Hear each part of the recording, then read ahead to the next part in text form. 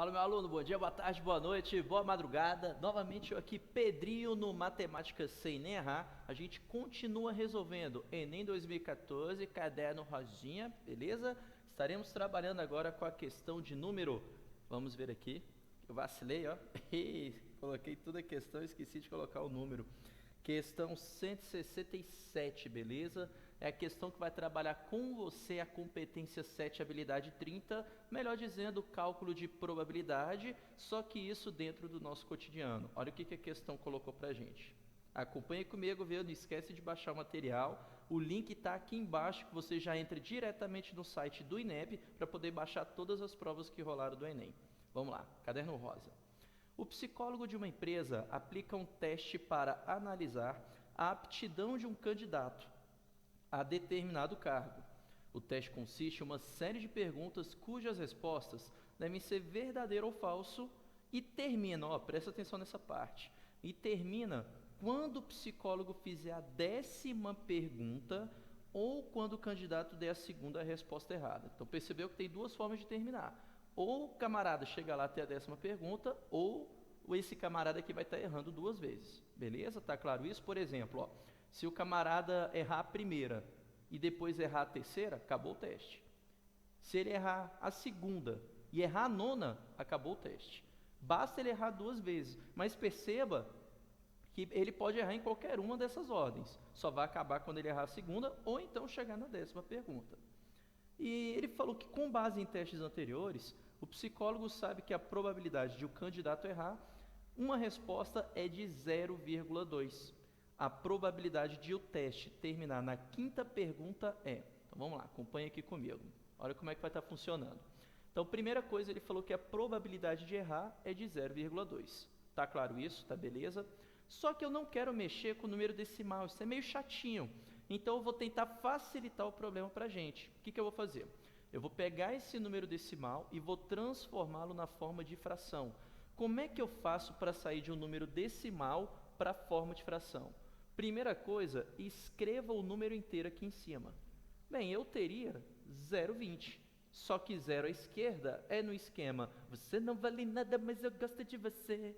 Beleza? Aviões do forró. Então, esquece esse zerinho à esquerda. Embaixo você sempre coloca um número 1. Embaixo você sempre coloca o número 1. A quantidade de casas decimais, ou melhor, de casas depois da vírgula que você tem aqui, é a quantidade de zeros que você coloca embaixo do 20. Percebeu? Então é só essa ideia. Escreva o número inteiro, coloca um embaixo. A quantidade de casas depois da vírgula é a quantidade de zeros. Acabou. Esse 20 sobre 100 que eu tenho aqui agora, eu vou simplificar para eu chegar numa fração mais simples. Eu posso cortar zerinho em cima com zerinho embaixo. Como os dois são pares, eu consigo dividir por 2 em cima e embaixo. 2 por 2 dá 1, 10 por 2 dá 5. Beleza? Então temos que a probabilidade desse cara errar na forma fracionária é de 1/5. Agora, qual que seria a probabilidade dele acertar? O que falta para um inteiro, para completar o 100%. Como é que eu chego nesse resultado? Sempre repita o denominador. Repetiu aqui, ó. Repetiu 5. Aí o que você vai fazer agora? Do 1 para chegar no 5 falta quanto? 4, não é? Esse é o numerador. Fechou. Então toda vez que você quiser completar uma fração para uma unidade, de novo, repete o denominador. Depois, o 1 para chegar no 5 falta 4. Vem aqui para cima. Então a probabilidade de errar é de quanto? 1/5. E a probabilidade de acertar 4/5. Mas Pedro, mexer com fração também não é muito legal não. Mas nessa questão é muito mais interessante você trabalhar com fração do que você ficar trabalhando com esses números fracionários. Beleza? Com número decimal.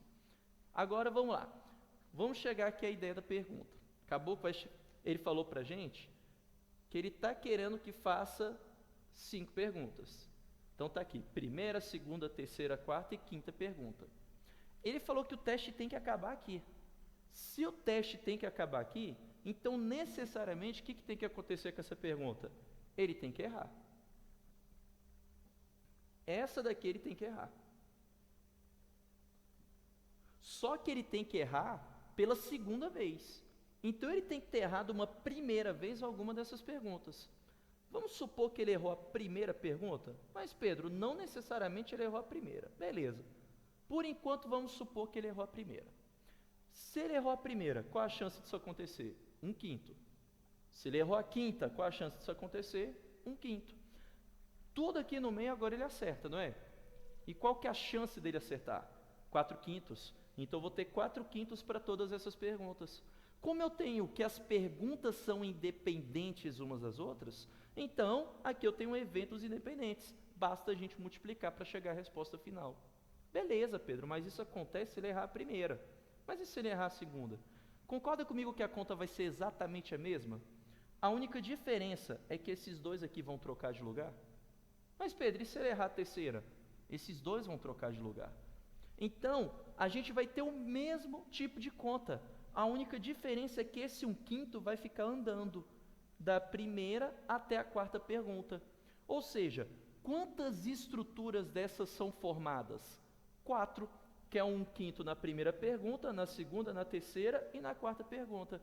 Então, o que eu faço ao final? Multiplico por 4, que são as 4 possibilidades de errar da primeira até a quarta pergunta. Meu irmão, agora é só fazer continha, não tem muito mistério. Então, ficou isso daqui para a gente resolver. O que eu fiz primeiro? Eu estou resolvendo daqui para cá. Estou deixando esse 1/5 quieto. 4 vezes 4, 16. 5 vezes 5, 25. 4 vezes 4, 16. 5 vezes 5, 25. Melhorei isso daqui para mim. O que eu fiz? Multipliquei por 4 em cima e embaixo. Ué, Pedro, mas para que você está multiplicando por 4 em cima e embaixo? Porque embaixo eu vou ter 25 vezes 4. E 25 vezes 4 dá quanto? 100. Dividir por 100 é muito mais fácil que dividir por 25. Então, multipliquei por 4 em cima e embaixo nas duas frações. 16 vezes 4 é só dobrar duas vezes. Dobro de 16, 32. Outro dobro, 64. 64 sobre 100, 64 sobre 100. Agora eu vou fazer 64 vezes 64. Basta você dobrar o 64 6 vezes. Pedro, por que é 6 vezes? Porque 2 vezes 2, 4. Vezes 2, 8. Vezes 2, 16. Vezes 2, 32. Vezes 2, 64. Então perceba que o 64 é o 2 multiplicado por ele mesmo 6 vezes. Então basta dobrar o 64 6 vezes. Dobro de 64, 128. Dobro, 256. 512, 1024, 2048, finalmente, 4.096. Então, basta dobrar 6 vezes, 4.096. 100 vezes 100, só acrescentar 2 zerinhos ao final, dividido por 10.000. Agora, eu quero fazer 4.096 dividido por 5 primeiro. Como é que eu faço isso? Dobra o número. Qual que é o dobro de 4.096? 8.192. Agora, eu não vou ter que dividir por 10.000 e, além disso, andar com a vírgula numa casa para a esquerda, pela divisão por 5? Pedro, como assim divisão por 5, dobrar número, vírgula para a esquerda? Assiste um videozinho aí, como dividir por 5 de cabeça, beleza?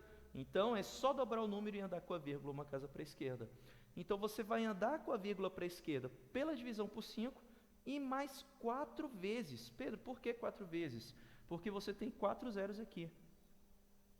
Para cada zero, é uma casa que você anda com a vírgula para a esquerda. Então, 4 casas aqui, mais uma casinha desses 5, 5 casas no total. Vamos ver aqui? 8.092, né? Uma casa, 2 casas, 3 casas, 4 casas, 5 casas. Está aqui a resposta. 0,08192, beleza? O que vai nos dar como alternativa correta a letra B. Então, lembre-se sempre, toda vez que você tiver eventos sucessivos que são independentes um do outro, sempre você vai estar usando a ideia de multiplicar as probabilidades. Beleza? Tá claro isso? Se acontecer de você repetir a estrutura, é só você fazer o quê? Multiplicar por 4. Não se esqueça como transformar número decimal na forma de fração. E como você faz para completar uma fração para um inteiro. Beleza? Prazer estar aqui com você. Continua assistindo as videoaulas, viu? Espero que você esteja gostando.